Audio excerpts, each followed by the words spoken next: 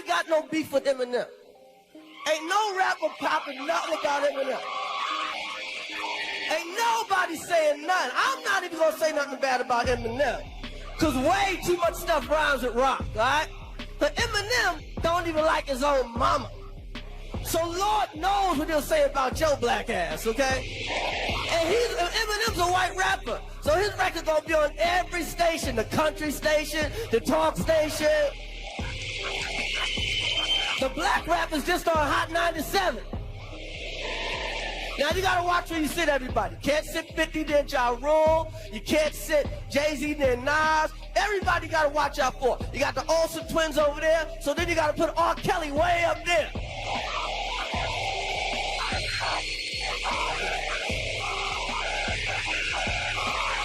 Eminem was that one rapper nobody wanted to cross, no matter how big their name was. Not even Will Smith dared to get bold with him. So when Will walked up on that Oscar stage in 2022 and slapped Chris Rock, everyone froze in disbelief. But people who know the culture instantly started wondering, would he have tried that on Eminem? Because, wild as it sounds, back in the early 2000s, something almost sparked between them. And what happened after is something Will probably still wishes he could take back. See, Eminem wasn't just some random white rapper trying to get famous. He came straight out of Detroit's toughest blocks, where surviving felt like a full-time job. This man once stood face-to-face with Suge Knight and still walked away to tell the story. That's not just tough, that's legendary energy right there. And trust me, this story only gets deeper from here. Way before that Oscars moment, long before anyone cared about who hosted award shows, back when Will Smith still had the reputation of being Hollywood's cleanest, safest superstar, he was running things for real. In the late 90s, while Bill Clinton was still in the White House and MTV controlled what everyone thought was cool, Will wasn't just winning. He was everywhere at once. He flipped that smooth Fresh Prince charm into straight-up Hollywood power. With huge movies like Men in Black and Independence Day, he went from sitcom star to global superstar almost overnight. And the wildest part? He did something no rapper before him had pulled off at that level. Will went multi-platinum without using profanity, scandals, or drama, just clean bars and pure success. His 1997 solo debut, Big Willie Style, smashed the charts, selling over 10 million copies around the world. Then Millennium dropped in 1999 and hit even harder, landing him another Grammy. Will showed everyone you didn't need to act hardcore or violent to run the charts, and best believe he carried that confidence with him everywhere he went. So when Will Smith stood on stage at the 42nd Annual Grammy Awards in February 2000 and proudly said, "I have never used profanity in my records, rap doesn't need to be filled with curses to succeed," the crowd cheered like he just dropped the blueprint for the whole industry. But behind the scenes, not everybody was smiling, because all the way over in Detroit, something was heating up, and it was far from friendly. That same year, a 26-year-old Marshall Mathers, the world knew him as Eminem, had just released the Slim Shady LP, a project so wild it felt like a ride through someone's nightmares. It was packed with twisted storytelling, raw emotion, chaos, and pain that didn't hide behind anything. This album wasn't trying to be polished or pretty, it was loud, messy, and brutally honest. Slim Shady wasn't the shiny, family-friendly face of hip-hop. He was the part of reality most people tried to ignore. The struggle, the anger, the survival. Eminem was everything Will Smith wasn't, unfiltered, intense, and completely unpredictable. So when he heard Will's comment about not needing profanity to succeed, that line hit him in a different way. To him, that didn't sound like a casual statement. It felt like it had a target, almost like a subtle shot at artists like him, artists who didn't have sitcom fame or blockbuster movies to boost their careers, artists who had to put their real-life pain into their music just to get noticed. Then came a wild story floating around the industry. Suge Knight showed up with the crew of Mexicans, censored, and I was there with the homies. Eminem was there. Eminem was ready to go. Oh yeah, for sure. He dissed the whole genre of rap. He dissed gangster rap music. The tension in those days was unreal.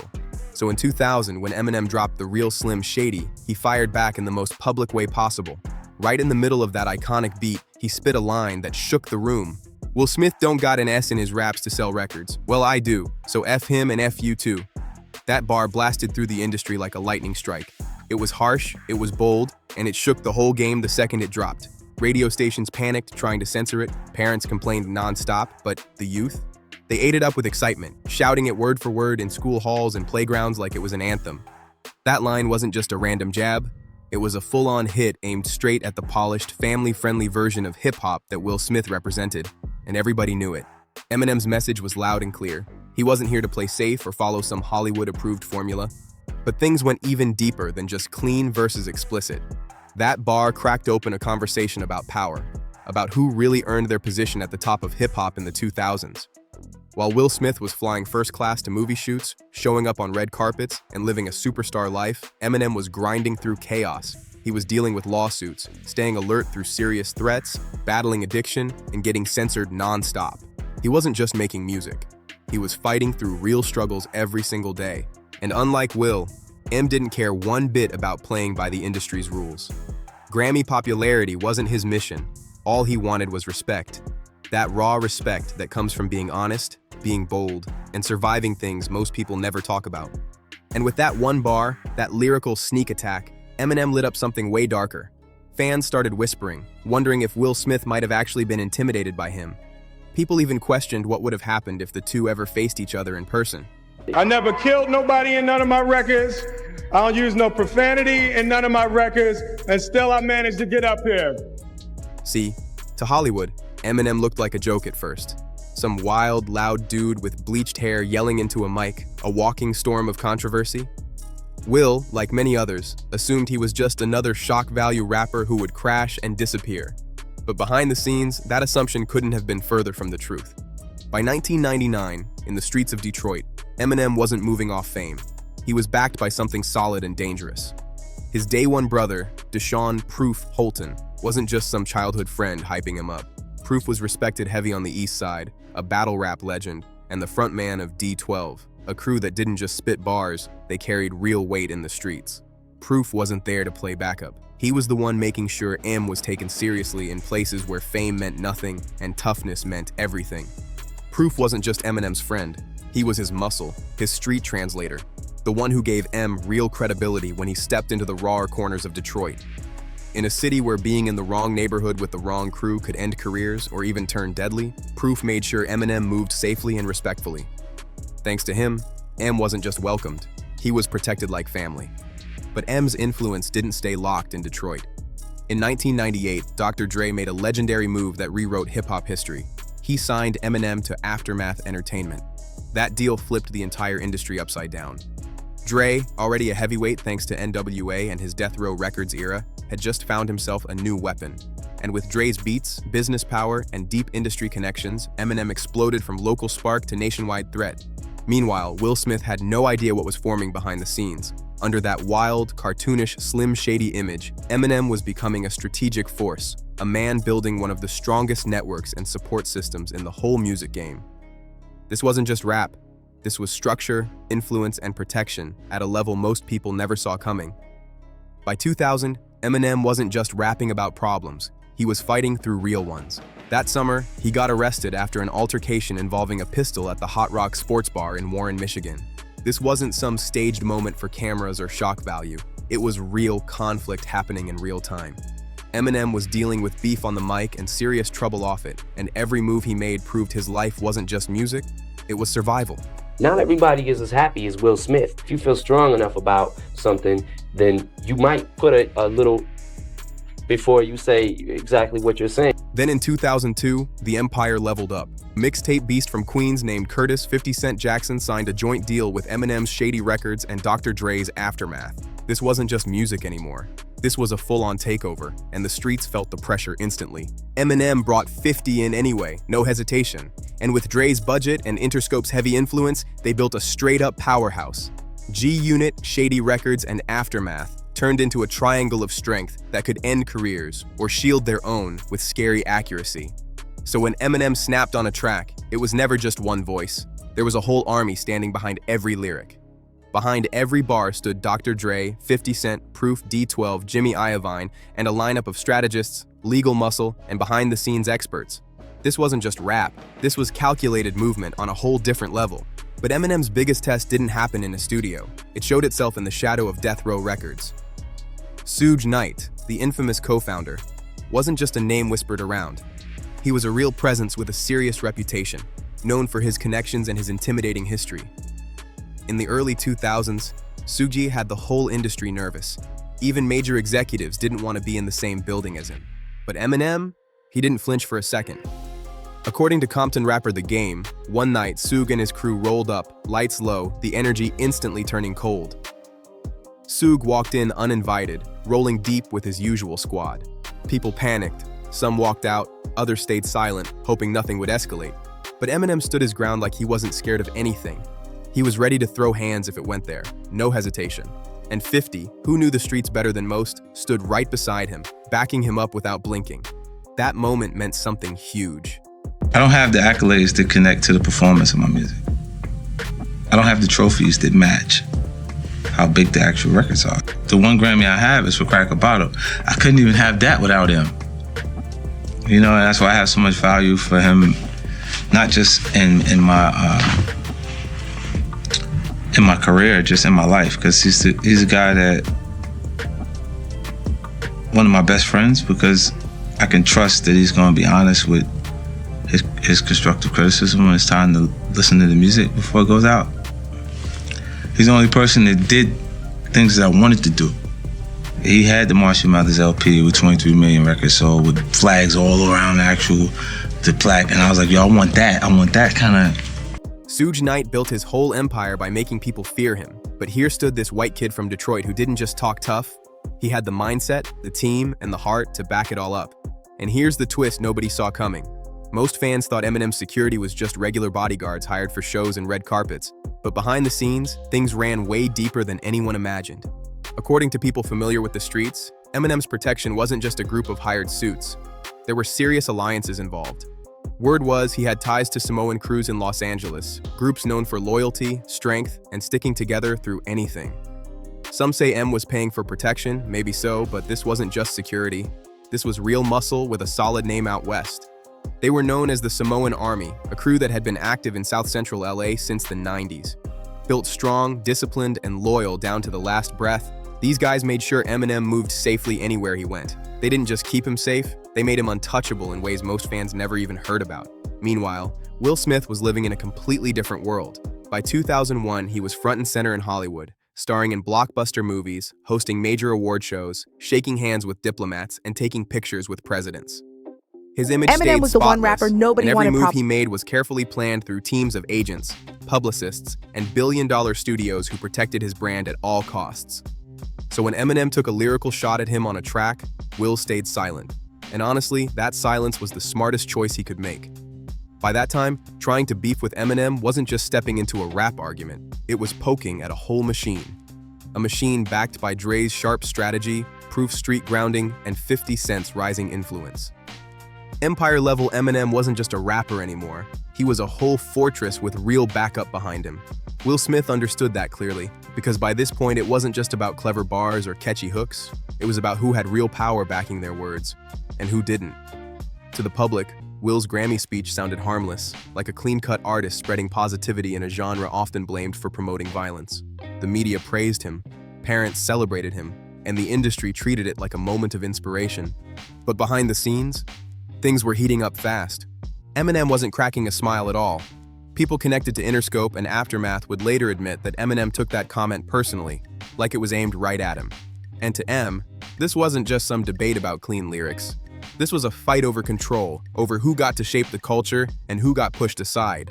It turned into a quiet war between two sides of hip-hop, one polished for primetime TV and the other dragged out of real struggle, raw and unapologetic. Claims to have seen it all happen. Can you tell me your name, sir? Yeah, all I know is I'm upstairs, I'm listening to my Will Smith CD, and I seen all these flames going everywhere. You know what I'm saying? Hold on a minute, bitch. You're destroying the Hey, hold on a minute, right, yo. Detroit, what? Detroit, what? Okay, thank you, sir. Detroit, baby. And in Eminem's eyes, Will Smith wasn't just speaking for himself, he was speaking for the whole polished system behind him. Hollywood studio bosses, award show decision-makers, late-night hosts, label executives, and everyone else who didn't want someone like Eminem taking a seat at their table. By mid-2000, Eminem felt the pressure closing in from every direction. He was being watched closely. Every lyric was being analyzed by FCC groups and parental boards. His videos were edited down, talk shows refused to let him perform without heavy censorship, and lawsuits were landing left and right. His mom, his ex, even random people who didn't like how he described situations in his songs, everybody seemed ready to take a shot at him. He felt boxed in, surrounded, and constantly under attack. So when Will dropped that no profanity line at the Grammys in February 2000, right when the Slim Shady LP was exploding, Eminem felt like it wasn't a coincidence at all. To him, it felt like the industry had found their perfect, safe spokesperson, someone who could smile for cameras and say all the things big corporations wanted to hear. To Eminem, it felt like Will was being positioned as the polite hitman, the clean-cut figure sent to publicly undermine him without ever raising his voice or throwing a punch. And Eminem answered the only way he knew how, with bars that hit like punches. Just 3 months after that Grammy moment, in May 2000, he dropped The Real Slim Shady, a sarcastic, wild, explosive single off the Marshall Mathers LP, with Dre locked in behind the boards. And right there in the middle of the track came that line, the one that shook the whole industry. Will Smith don't got cuss in his raps to sell records. Well, I do, so F him and F you too. No metaphors, no disguises, no coded messages. It was a direct shot fired right in the open. Everyone heard it immediately. Radio tried to chop it up, schools banned kids from playing it, but fans, they loved every second of it and repeated it loud like it was a chant. By June 2000, The Real Slim Shady had hit #1 on the UK singles chart and crashed into the US Billboard Hot 100 at #5 like a wrecking ball. MTV couldn't stop running the video. It stayed in rotation nonstop. Eminem wasn't just winning, he was going global at light speed, and his target was clearer than ever. Meanwhile, Will Smith's album Millennium, which had dropped only 6 months earlier in November 1999, was already sliding off the charts fast. Even though it sold well and had a single, Will 2000, it couldn't keep up with the cultural wave Eminem was pushing. Hip-hop was shifting, and everyone could feel it. Then the whispers started spreading across the industry. Word was that right after Eminem's track hit the air, a closed-door meeting went down, either inside Sony Music or over at Columbia Pictures, and Will was advised to fall back. No diss track, no response, no interview comments, just silence. And the rumor that hit the streets hardest pointed straight at Dr. Dre. People said Dre, who had good connections in Hollywood and had worked with folks close to Will, gave a personal warning: leave the situation alone. Some insiders say the message was calm and respectful. Others claim it came across more serious. But no matter the tone, the final message was crystal clear. Will Smith never spoke on Eminem again. Not in interviews, not in music, not even in random chatter. Nothing. Will pivoted fast. He locked in fully on Hollywood. In 2001, he dropped Ali, then came Men in Black 2 in 2002 and Bad Boys 2 in 2003. His rap career slowly faded into the background as movies took over completely. Meanwhile, Eminem stayed swinging nonstop. The Marshall Mathers LP dropped in May 2000 and sold a massive 1.76 million copies in its first week. That record stayed untouched for over a decade. But even with the global fame, red carpets, flashing lights, and chart-breaking hits, that quiet tension between the worlds of Will and Eminem never fully disappeared. At the BET Awards, the MTV Movie Awards, Grammy pre-parties, both stars showed up, but never spoke a single word to each other. No greetings, no side glances, no nothing. Fans noticed it instantly, and even body language experts pointed it out. No handshakes, no nods, just two giants sharing the same space while pretending the other wasn't even there. Eminem, usually rolling deep with Proof or 50 Cent, kept a wide distance. Will Smith, always surrounded by publicists or his family, did the exact same thing. And according to Hollywood insiders, event planners started taking precautions, staggering their arrivals, seating them on opposite sides of the room, anything to make sure nothing got said that couldn't be taken back. Because by that point, the entire dynamic had shifted. Will was still the polished superstar, the media favorite, the clean and charming box office king. But the power? It was slowly leaning toward Eminem. By 2002, M wasn't just dropping hit records, he was stepping into Hollywood territory too. 8 Mile was in motion, studios were chasing him, and behind him stood Dre, Jimmy Iovine, and a fast-rising 50 Cent forming a tight, unstoppable triangle of influence. Eminem wasn't just surviving anymore. He was changing the rules of the whole industry. Will Smith understood the system better than almost anyone in Hollywood, and he wasn't about to start a conflict he couldn't control. So the silence between them stayed ice cold. No comments, no responses, no acknowledgement at all. And that silence lasted for years. Fans thought the drama had died off, but the truth? It didn't die. It just went quiet. That tension didn't fade. It slipped into the background, watching and waiting. Because in Hollywood, not every rivalry ends with a diss track. Sometimes it waits for the right moment to resurface. By the early 2000s, Eminem wasn't just the wild, controversial white rapper stirring up headlines. Behind the scenes, he was moving like a strategist, calculated, careful, well-protected, and always aware of who was around him. To the public, he was still the edgy entertainer, but people in the streets and behind the curtain saw something different. Eminem wasn't just talking tough. He was ready for real pressure if it came his way. Then in 2003, new whispers started drifting around. Rumors claimed that certain groups in South Central LA wanted Eminem to check in before filming or doing shows in certain areas. In that world, check in didn't mean booking a hotel. It meant showing respect, understanding the environment, and making sure everyone stayed safe and on the same page. And in those circles, talk spread fast, real fast. Eminem wasn't dealing with simple industry drama anymore. He was stepping into LA territory where respect, communication, and awareness meant everything, and people watched closely to see how he'd handle it. Check-in wasn't some friendly invite. It carried weight and meant you were stepping into someone else's space with respect. Most artists tried to avoid it or sent a middleman to handle the conversation. I don't know every last detail, but one thing's for sure. Calls were made, things were discussed, and Eminem still pulled up. He didn't show fear, didn't try to slip in quietly, and definitely didn't roll in alone. He came with protection most people didn't even know existed. People connected to Aftermath say Eminem wasn't moving around LA with just guys in suits and earpieces. His real protection came from Dr. Dre's circle, a tight, loyal group that made sure the people around Dre stayed safe. This crew had experience dealing with real tension in the industry, and they understood how to keep things calm when energy got unpredictable. They'd been through serious situations back in the death row era, and they knew what pressure looked like. Their loyalty to Dre automatically extended to M, and keeping him safe became priority. But Eminem wasn't only depending on Dre's side. Back home in Detroit, he had his own support system. His right-hand brother, Proof, frontman of D12, wasn't just a hype man on stage. Proof handled tricky situations, kept random people from getting too close, and protected M from unnecessary problems. He knew Detroit inside and out, and he made sure Eminem could move safely in his own hometown. Proof also helped bring in 313 affiliated folks, people who knew how to keep things organized when situations got tense. He was the shield when things got messy. And out in New York, Eminem had linked with 50 Cent, someone who had already built his own reputation long before Get Rich or Die Tryin' hit in 2003. When 50 came in, so did G-Unit, a crew from Southside Queens who had already pushed through real pressure in their own world. Together, Eminem, Dre, and 50 built a coast-to-coast alliance under shady Aftermath that felt larger than just music. Insiders say Eminem even personally helped support parts of 50's early run, tours, promo, and the people who moved with him to stay organized and safe. This wasn't just a record label, it was a team built on loyalty, strategy, and protection from all angles. There were no official documents, no flashy headlines, nothing public.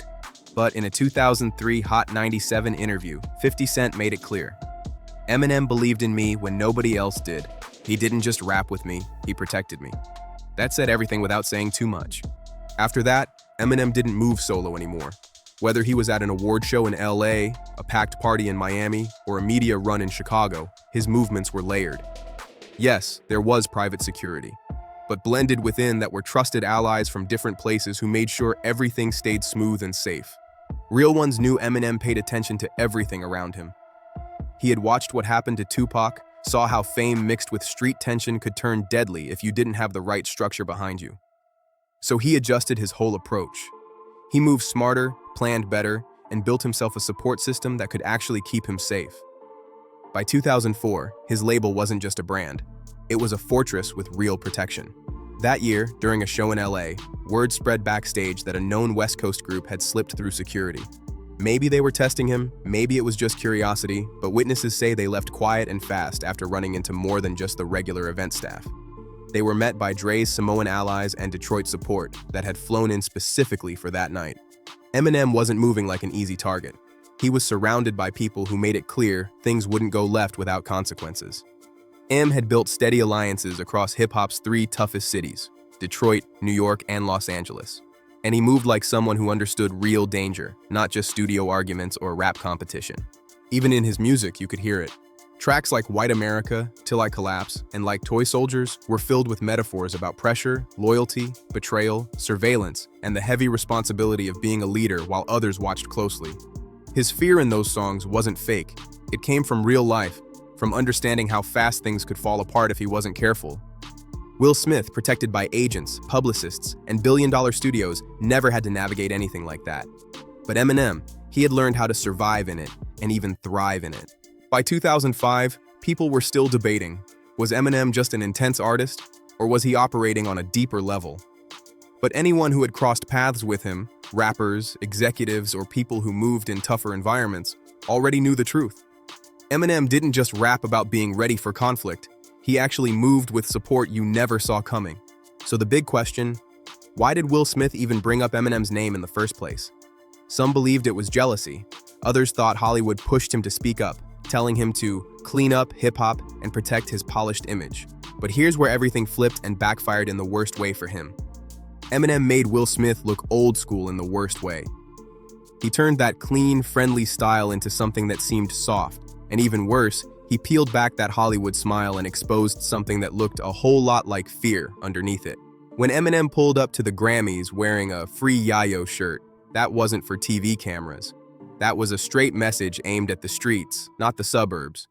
The internet went wild. People everywhere started asking if Will Smith would ever try to slap Eminem the way he slapped Chris Rock. And the answer almost everyone agreed on was the same. No chance at all. Even though Eminem is older now, the stories from the early 2000s still follow him. Back then, he was unpredictable, intense, and had a serious edge to him.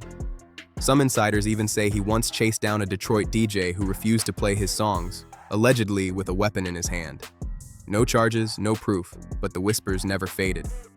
Eminem wasn't acting like a character, he was the character. After that whole situation, Will never really bounced back as a rapper. His later albums dropped with barely any noise. Meanwhile, Eminem released The Eminem Show, one of the biggest albums of the entire decade. Some fans even think Dre pushed Eminem harder after the Will Smith issue. Nothing's confirmed, but the way things unfolded made it seem personal. Eminem took that one comment, flipped it into a global hit, and crushed Will musically. And according to people close to him, Will later admitted he underestimated Eminem from the start. After the Oscars slap, some folks even joked that maybe it wasn't about Chris Rock at all. Maybe that was Will finally letting out 20 years of bottled-up frustration at the wrong guy. Now today, Eminem is a Hall of Famer, respected on every level. Will Smith has an Oscar, but his name keeps trending for the wrong reasons. And if you trace it all the way back, it comes down to one moment. One comment made in 1999 about the wrong rapper to test. Eminem never needed a second diss. That one bar in The Real Slim Shady carried everything. Will never responded because deep down, he knew M wasn't just the stronger rapper. He was the kind of guy you didn't challenge off the mic either.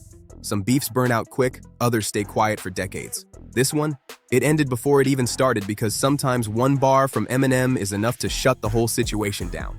And for Will Smith, that single line didn't just hit, it echoed like a warning that never stopped ringing. If you made it all the way here, make sure you like, subscribe, share, and drop a comment for the MicTrip channel. And keep rocking with us for more wild stories, rap history, and the drama they never show you on TV.